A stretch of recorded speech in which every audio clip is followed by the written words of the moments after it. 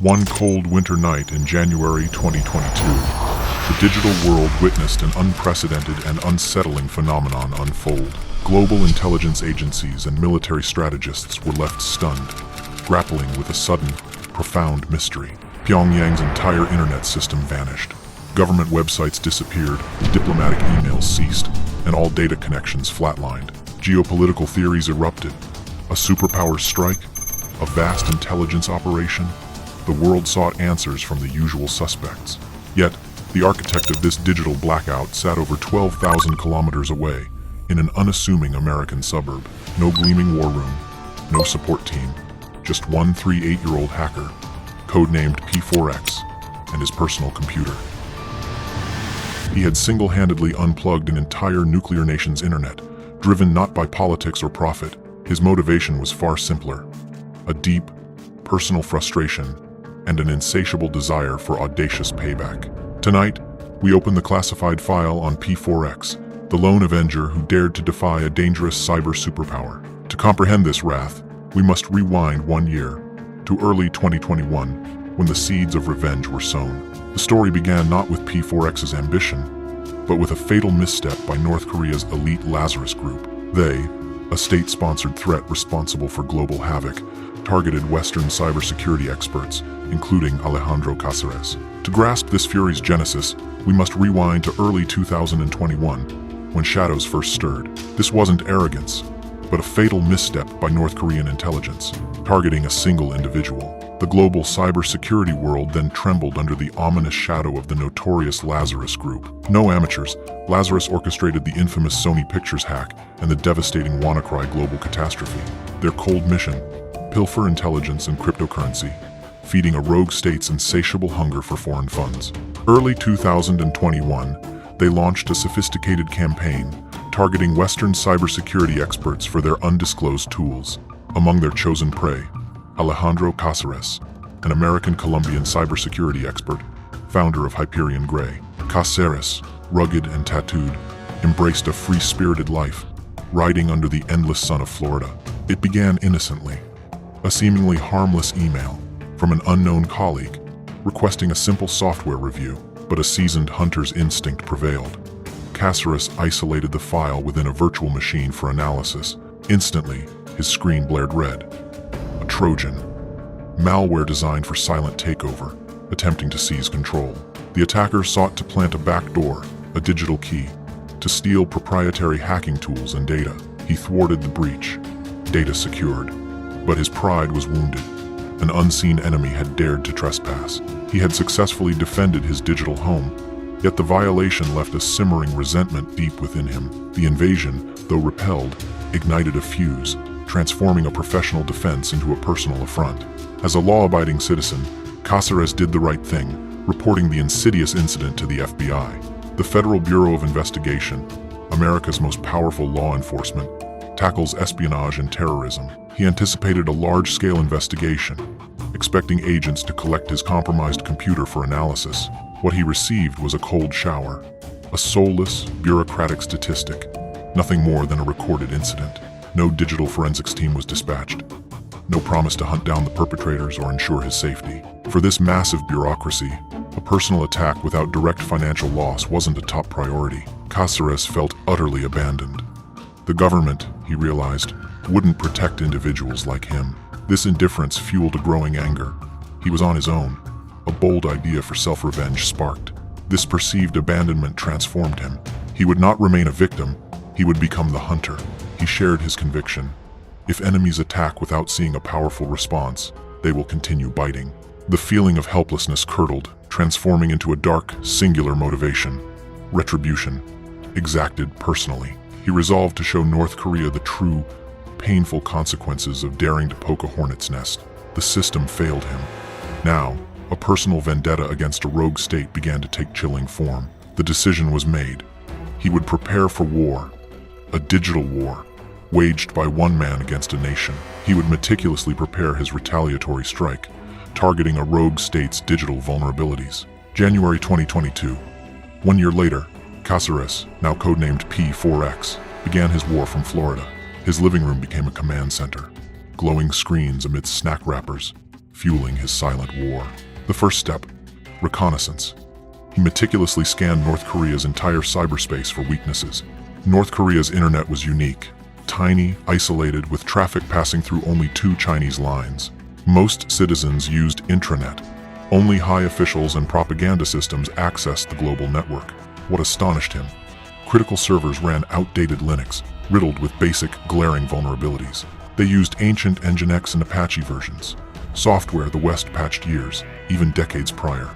Their homegrown Red Star OS, based on old Fedora, created countless deadly vulnerabilities for any hacker. For a high-level hacker like Lazarus, infiltrating this system was ludicrously easy, almost effortless. He likened it to robbing a bank, finding the vault door wide open, the guard asleep. No advanced weapons, no expensive botnets were needed. He wrote custom scripts, automating the attack. His goal wasn't espionage, it was disruption, to shatter connectivity, sending a stark deterrent message. He designed an intelligent denial-of-service attack, targeting routers to bottleneck bandwidth and overload systems. Crucially, he automated it. The program would continuously scan and attack whenever a server came online. This fully automated script would ensure a persistent, relentless assault, striking whenever a target reappeared. And then, with a casual press of a key, the solo war began, while he watched a sci-fi movie. Thousands of miles away, in the digital heart of North Korea, chaos was about to erupt. The nation's internet system, a fragile network, began its complete and catastrophic collapse. Engineers, accustomed to tight control, were thrust into a state of bewildered, desperate panic.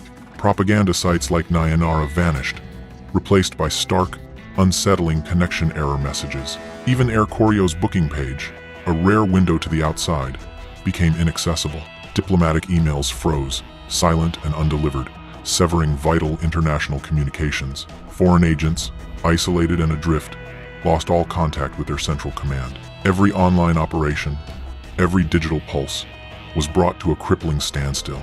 NK News, the vigilant monitor of North Korean affairs, first detected the anomaly. Their network traffic graphs, usually a faint hum, plummeted abruptly to absolute zero. International observers in London and Seoul posted bewildered tweets, seeking answers. What was happening to this enigmatic nation? A digital shroud had unexpectedly fallen. A chilling digital silence descended upon Pyongyang. No one could access any state-issued website. A single man, with one computer, imprisoned an entire nation in digital darkness. This digital siege lasted an entire week, relentless and utterly unprecedented. He described a profound satisfaction, watching his former attackers rendered utterly powerless. Each time North Korean engineers attempted to revive a server, P4x's script struck again. It was like a relentless game of whack-a-mole, an automated, devastating digital assault. The singular power of one individual overwhelmed an entire state apparatus, a stark demonstration. It revealed the shocking fragility of digital infrastructure against a skilled, determined adversary. After a week of digital dominance, he halted the storm, his message delivered. Yet, he knew this unprecedented tale could not, and would not, fade into obscurity. Lazarus understood his actions teetered on a precarious tightrope, hero or federal criminal. He reached out to investigative journalist Andy Greenberg from Wired magazine, seeking a platform. Log files and screen recordings, irrefutable proof, were handed over to the reporter. The ensuing article exploded globally, sending shockwaves through the cybersecurity world. Now, Lazarus faced a life-altering choice: reveal his true identity or remain P4x. Anonymity offered safety, but his story would remain mere rumor, lacking true impact. Exposure risked FBI arrest under the CFAA, outlawing unauthorized computer access. Worse, he'd become Pyongyang's prime assassination target, endangering himself and his family. Yet, he gambled everything, publicly embracing the name Alejandro Lazarus for a higher purpose. He aimed to prove the government's cybersecurity apparatus was slow, bureaucratic, and ineffective.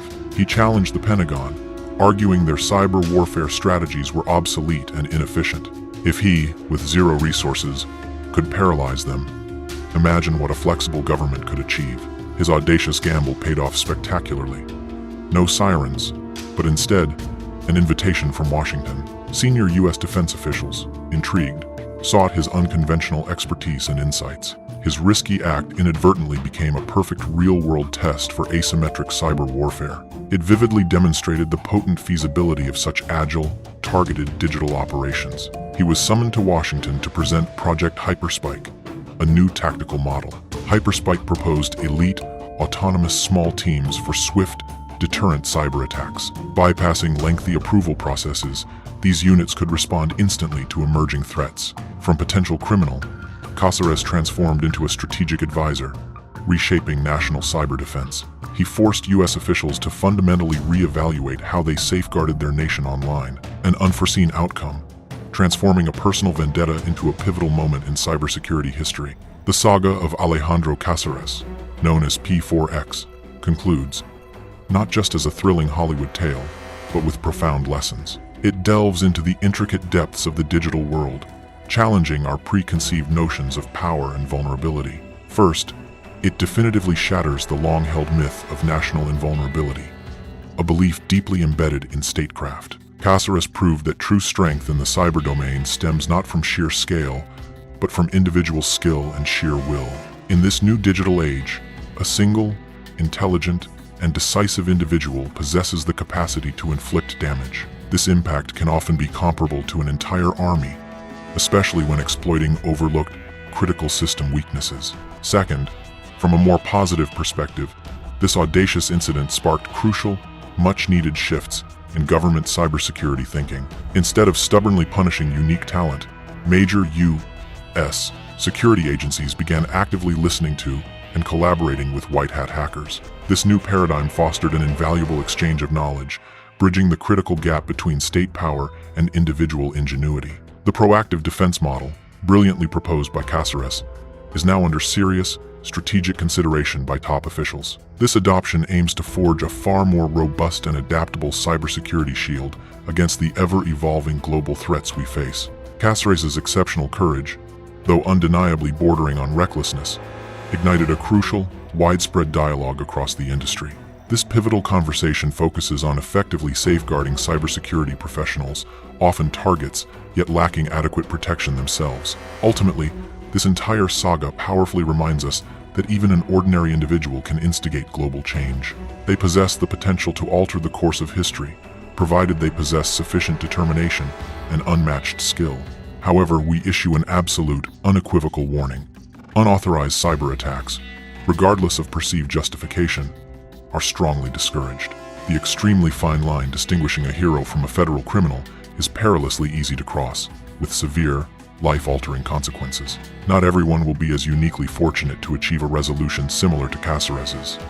Utilize your knowledge for constructive purposes. What are your thoughts on P4x's audacious actions? Was it truly justice, or a perilous act of lawlessness? Share your insights. If attacked and left defenseless, would you, like him, dare stand alone against an entire nation? Don't miss more untold stories. Subscribe and hit that notification bell. Until next time, stay vigilant.